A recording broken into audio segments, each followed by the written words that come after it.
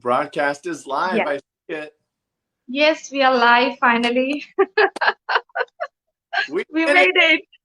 We bridged two continents. Thank you. Thank you. That's so awesome, Chris. We've been trying this for a long, long time, and I'm really, really happy to have you. And it was pretty challenging Yes, good evening, to, India. This is fantastic. I love this. This yes. is great. So, yeah, quickly, all the listeners and viewers of this live, I am here with Chris from California, if I'm not mistaken, Chris, and you are joining in from the Pacific time zone. That's And, right. I'm as far away as possible. yeah. And thank you for accepting my invitation and considering to be live. No, though we had a lot of challenges around the time zones. But Yes. welcome to the conversation, Chris, and let's have an amazing, insightful things to share with people. So quickly introduce yourself, who you are personally, professionally, so that people can get related. Tell us Yeah. more about you.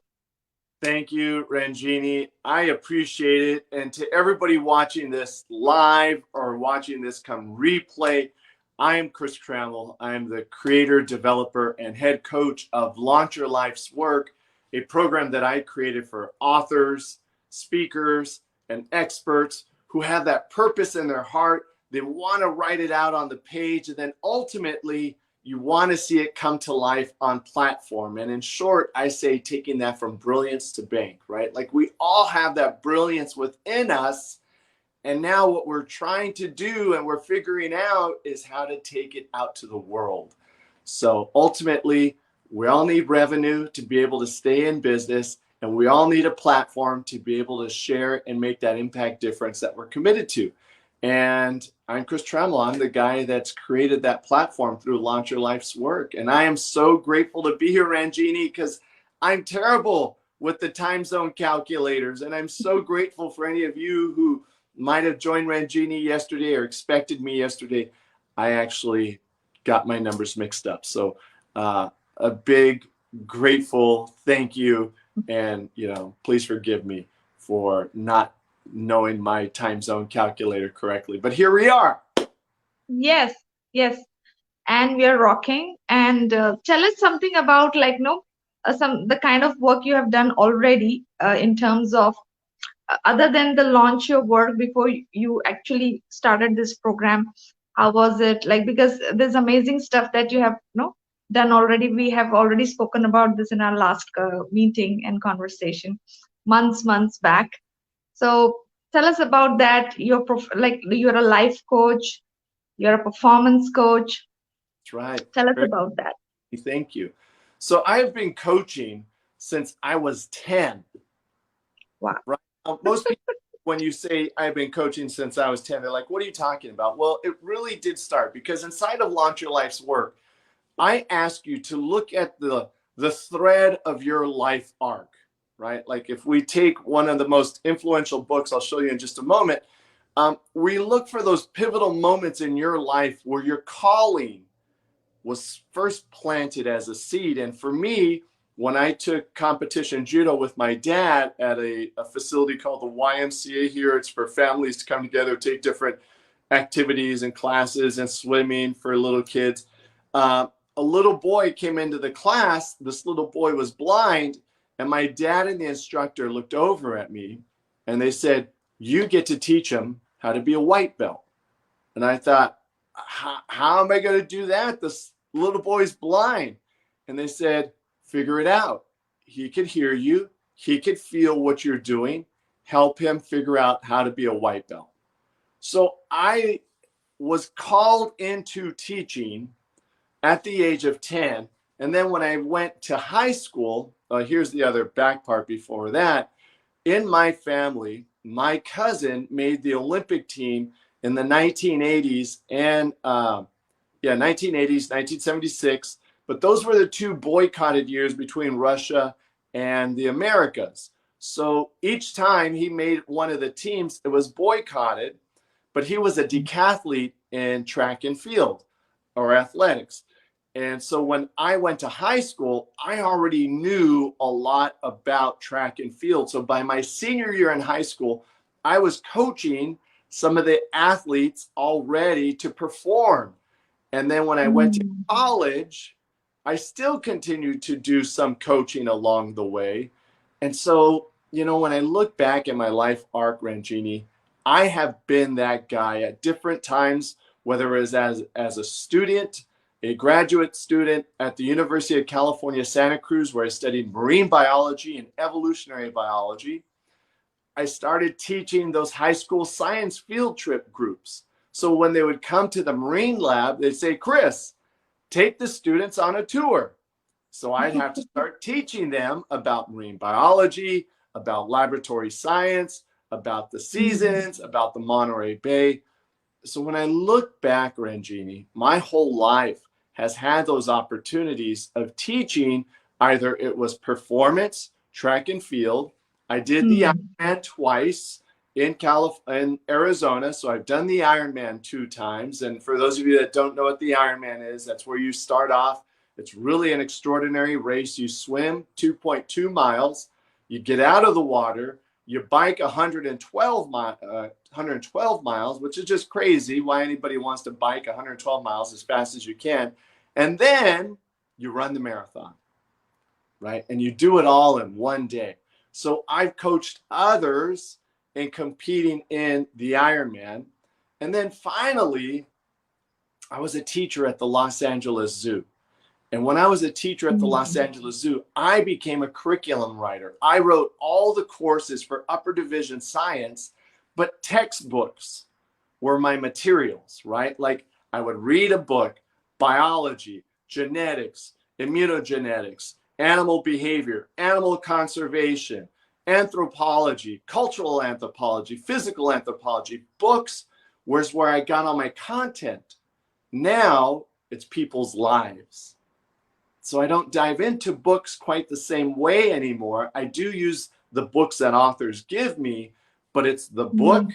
and it's the life of the author. And that, when I look at the full spectrum of my life, is why it's equipped me to see and help people bring their life work forward. So that was the short answer to your question.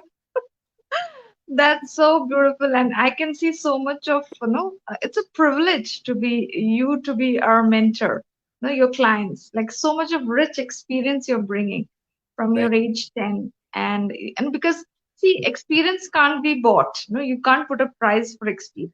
So you. that's really, really privileged people working with you. Yeah, thank you, Ranjini. And here's the big part I want everybody to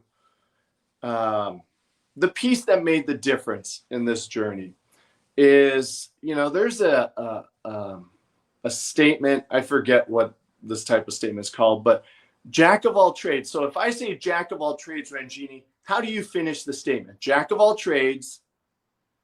Jack of all, master of none. That's right. Master of none.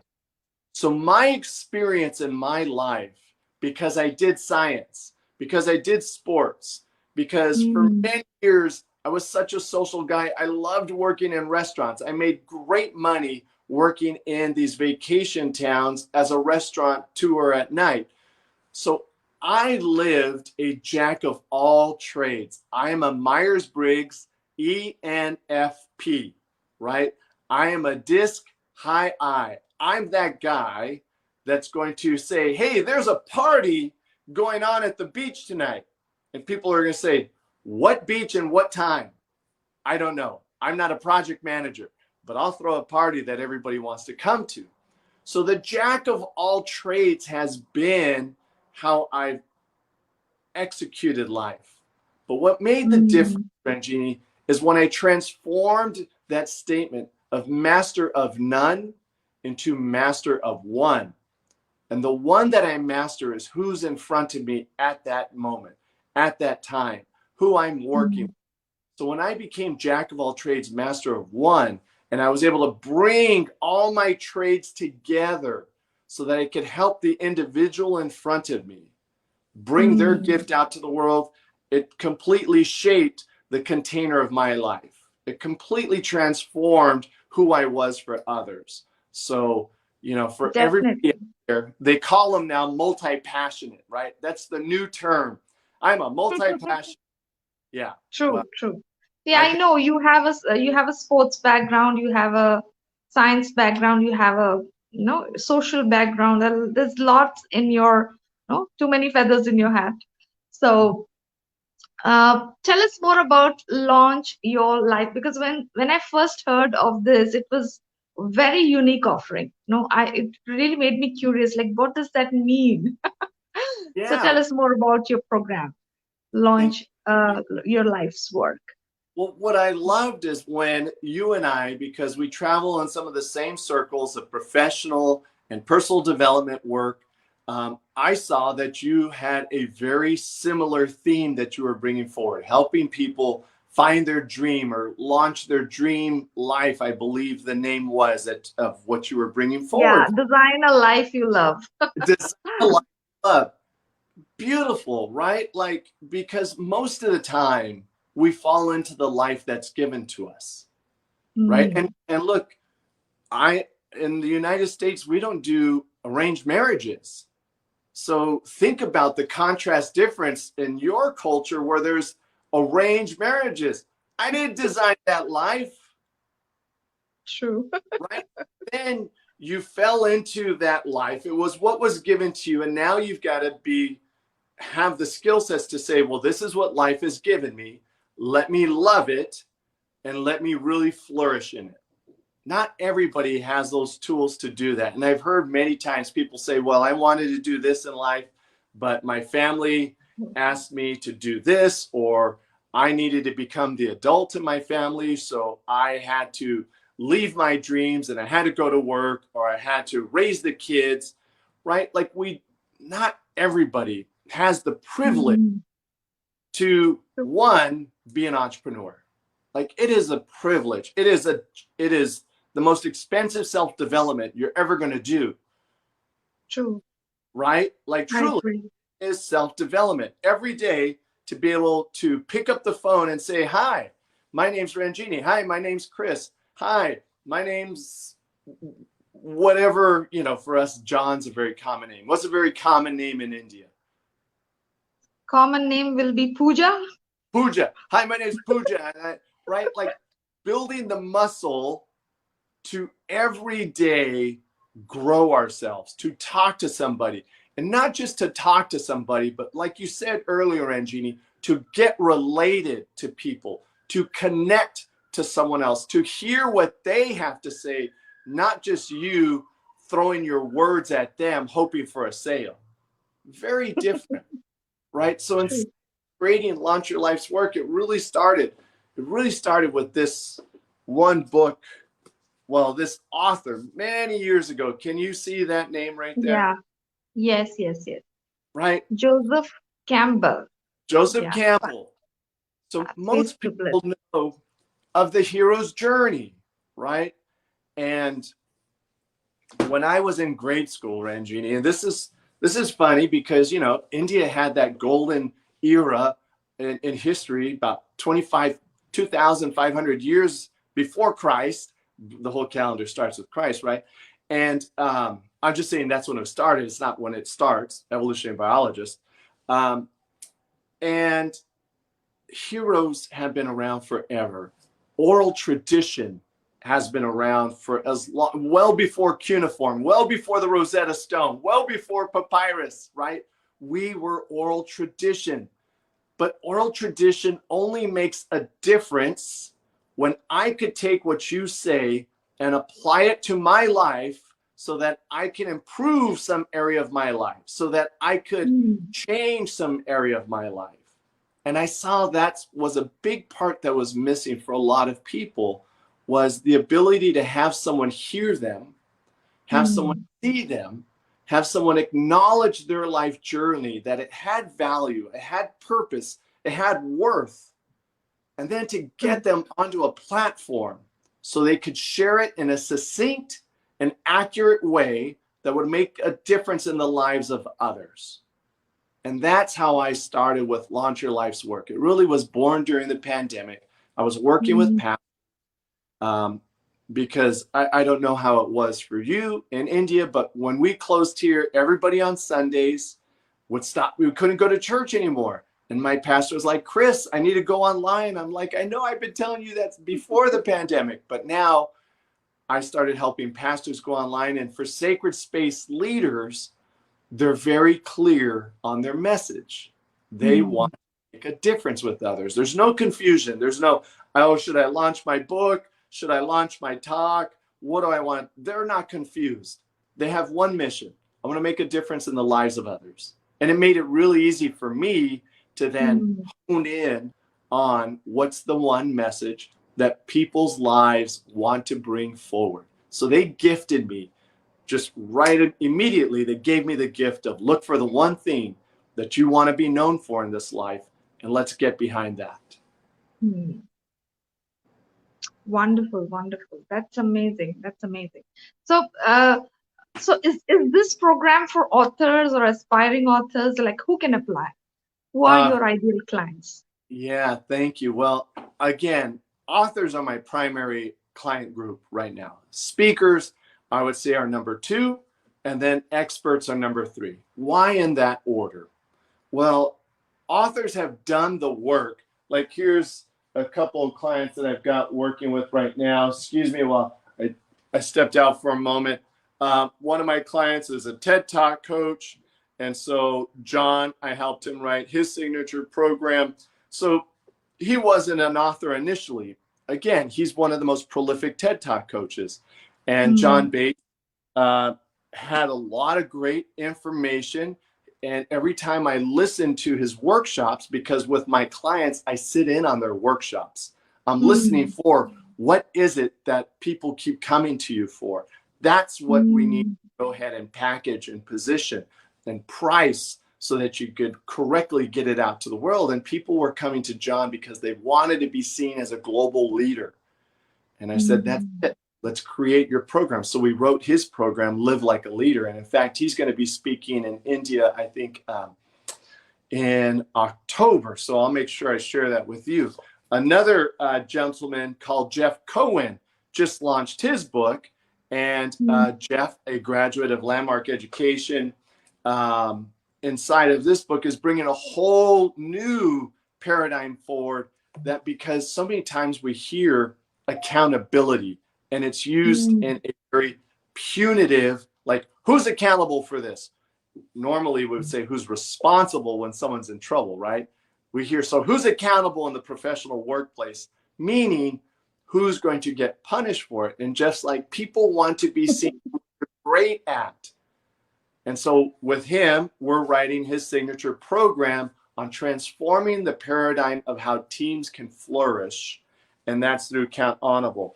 And then you see all these little faces, right? Because there's many people who will find one book. This book is called Live Your Passion. And then you'll write a chapter so that you can be part of a book and say, hey, I'm best-selling author. Well, yes, that's true. But you wrote a chapter in this book, and you better hope that someone reading this book doesn't get tired of the person in front of you and doesn't close it and say, that was terrible. Because now you're behind, or you're in between all these other people.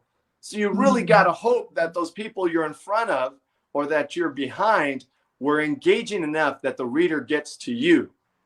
A lot of people ultimately want to have that best-selling author next to their name because it gives authority. But then what? Right? Then what? That's when I step in.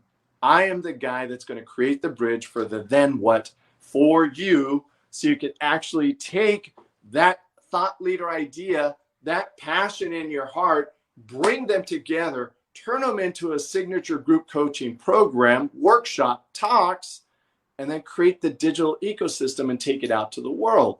So, it's just so exciting for me to be able to bring authors on board first because they've done the work. Speakers, they go ahead, then we flesh it out. And then experts, masterful at doing it, don't know how to teach it. True. Amazing, right? amazing. Yeah. That's amazing. I remember speaking to you maybe sometime in the pandemic, I remember we had this meeting and you were working on it. And since then, I've seen like amazing progress. And the way you're sharing is so confident, and you are creating amazing results for your clients. And that's, I'm very, no, I can, I can Yeah. count on that. And Thank so beautiful, Chris, that you created this program for authors, because you're bridging, you're giving them a next level to know, as you said, what you want to be remembered for. You're you. creating that for them, that platform. So Yeah. tell me, how do we connect with you? Where are you more active on social media? Because there are multiple platforms. And if someone is watching you, they want to connect, how do we connect with you? Thank you, Ranjini. And I know this interview is about me right now, and I'm grateful that you've done this. But I really want to acknowledge you too, because you're doing what I'm doing in India, and you're serving, and I see all the different work that you're doing as well. And, you know, if anybody listening to this is a client of Ranjini's, follow her steps, right? Like follow the Sherpa that has gone into the forest and could turn around and say, come this way. Because how it shows up on the internet right now is you want the how to. Everybody wants the how to, right? Yes. It's the lead magnet that says, how do I X? And we click on it because we want to know how. We want to see others out in the world. And then how can I be like that? Well, I think, True. Ranjini, I've heard you say, and I would also say that be who you are. Be authentically who you are, right? Just think of all the pantheon of mythology that none of them, not one myth, ever says you're more successful being someone else. Yes. Right? There isn't it now. It will tell you as a fable someone else pretended to be someone else, but ultimately it unravels. All myths point towards be who you are. The gift is inside you. And it's that, Yes. well, on the Western, in the Western philosophy, it's the come to Jesus moment when you surrender. In the Eastern philosophy, it's Arjuna in the middle of the battle of Kurukshetra, putting down his bow and saying, Krishna, what do I do? You've got to surrender to the process. You've got to surrender that you've got a gift, and that gift was given to you for you to go take it out in the world. And then the universe is like, oh, good. Now you're listening. Now I could work with you. And I hope your clients see that that's who you are for them. It's great. Now you'll listen to me. Now I could show you what to do next. Stop listening to all the noise of the battle around you. Focus on your gift, your relationship with divine, and bring that to the world. So where you get to hear me say things like that, first place, Ranjini, easiest place is go to Facebook. I have a free community at christrammellcoaching.com. Okay, christrammellcoaching.com. I go live inside of that community every week. We make sure that we're putting tips, we're putting strategies, we're putting what's next into that group. I have a personal, my personal page. You could find me at Chris Trammell, and you'll see at the top, it'll say launch your life's work, and you'll know that that's who I am. But my free group is Chris Trammell Coaching on Facebook. It's the easiest way to find me. It's where I'm most active. And then I'm on LinkedIn. Thank you very much, Ranjini, for putting up such a great LinkedIn post. I was so humbled and flattered that you did that for us. Thank you.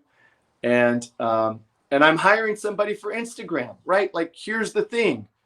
Know your strengths. Play with your strengths. And where you don't have a strength at, outsource it.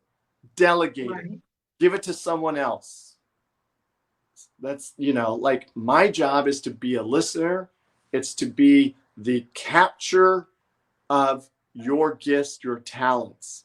And then I have a designer that helps me then lay it out into the source document that I give people at the end of our journey together, that includes their brand, includes their dreams. It talks about what they were good at in life. It has their whole signature program written out. It tells them their content calendar, when they should be doing things, and then the ascension. Just like we learned in school. We all took Yeah. pre-algebra, right? You got to start with pre-algebra. You're not going to be a rocket scientist right out of the gates. And then it goes to algebra, and then calculus, and then Yeah. physics. But everybody wants to be on the moon already. Start pre-algebra, and we will work you there. No one gets there by jumping any of the stages. Nobody does. I don't care what ad they have on Facebook. No one gets there that way. Yes. So beautifully said, Chris. And you brought lot of value, especially about the brilliance part, about how can identify. You help people identify that magic and gift that they have. Yeah. So beautiful. Yeah. Thank And yes, I am following you in your group, Facebook group. I'm there, and I see you coming, sharing amazing strategies, and you. so I'm following you. So those of you who want to know Chris, his work, and want to join his journey, then please you can have him easy access his Facebook, and recently LinkedIn also is available, more active. That's right. And closing this conversation, Chris, tell me, what is the message that you have for the listeners today? Oh boy, Ranjini, I love that. And it's such a simple question. And, so the answer is this. I'm an evolutionary biologist by academia. I love Charles Darwin. I love Alfred Russel Wallace. I love dinosaurs. But you know who didn't love dinosaurs? Were the Catholic school nuns that I grew up with. Because I would ask them in the big story of creation, hey, sister, where are the dinosaurs at? Mr. and Mrs. Trammell, you need to come to the office and have a talk with your son. Adam and Eve, where are the dinosaurs at? Mr. and Mrs. Trammell, you need to come to the office. So I always got in trouble in middle school, in grade school, because that seed in me didn't match the paradigm I was in. But there was this guy that kept talking about who said, do good to others, be kind to others, feed the hungry, clothe the homeless, help the infirmed. And, for me growing up, it's that really sad, it was poor Jesus hanging on a cross. And I thought, man, what a bummer ending to the story. And I always remembered one of the songs, like I'm sure, Ranjini, there's a song from grade school that you remember singing. And you probably sang it as little kids, and everybody else is thinking, like, can you tell me one song that you remember singing in grade school that was one of your favorites? One of my favorite songs in the grade schools. Yeah. The famous song that it's about my it's a song in Hindi. We say "Sare jahan se acha Hindustan hamara." Like we say that India is that golden bird. No, you talked about that golden era of India. So it's a song telling about the glory of India. So that's my favorite song. Oh, I that's remember from the right. grades. That's wonderful. So for me, there's a song in English that goes, this little light of mine, I'm going to let it shine. This little light of mine. And maybe it's been translated. Maybe there's a Hindi version of it. It's so popular. I don't know. But I always believed there's a message in the Christian textbook of the Bible that says, I'm the truth, the life, ILIFE, and the way. That's how it was supposed to have been written anytime I took a quiz. But I would always write, I'm the truth, the light, and the way. And the nuns would say, wrong.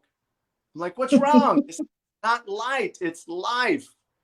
I got it wrong every single time.